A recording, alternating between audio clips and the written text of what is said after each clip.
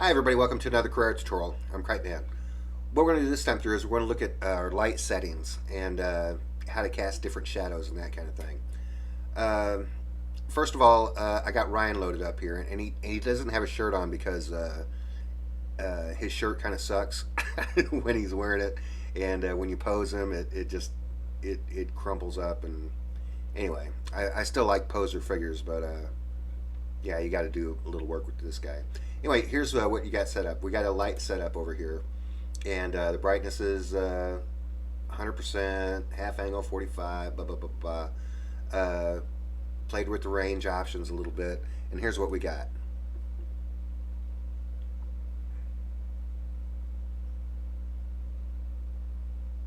Now I have the render setting set up kind of high, actually.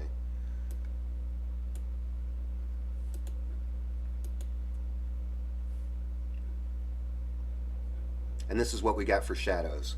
And this will go a little bit quicker once we get the shadow buffers and stuff loaded up. Um, Now let's go to effects. Make sure your light's set. Go to effects. Let's enable soft shadows and see what we got here. Let's go ahead and it'll go kind of slow. And you can see when you loaded up the shadow buffer over here, when you enable soft shadows, uh, there's a feathering effect that happens around your shadows now. And if you have your light radius set up really, really low, you can fine tune your shadows a little bit. But if you want to kind of make it a little crazy, go ahead and make your light radius 1 foot, and you can smear your shadows just a little bit more.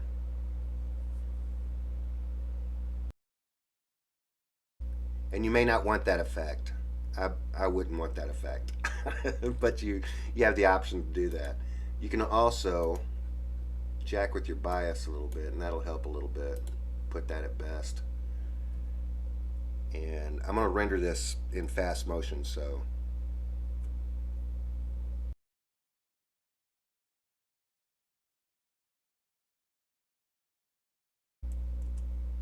I couldn't wait on to finish rendering.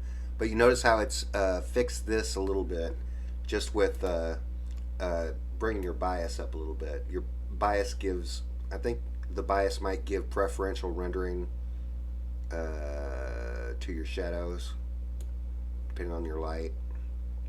That's just a theory I got. Anyway, let's go to our shadow tray, and then you notice that you have another option here. You have shadow buffer, and I don't know if you've ever used this. I don't. I've been playing with it here recently, but I've really not ever played with it. And your bias is set up at 0.20 or 20%, just like the other one. And let's see what this does. And this is going to go a little bit quicker. This is one of the benefits of using the shadow buffer. It goes quicker, but it's not as accurate. But the accuracy here really doesn't matter because it did pretty much the exact same thing. And I kind of like this a little bit better too because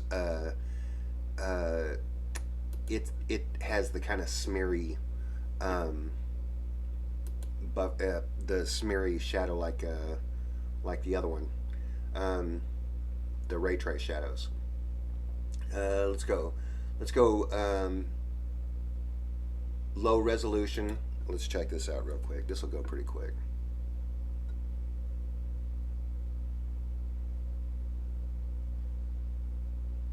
See that? Now let's go high resolution, and it's not going to go as quick.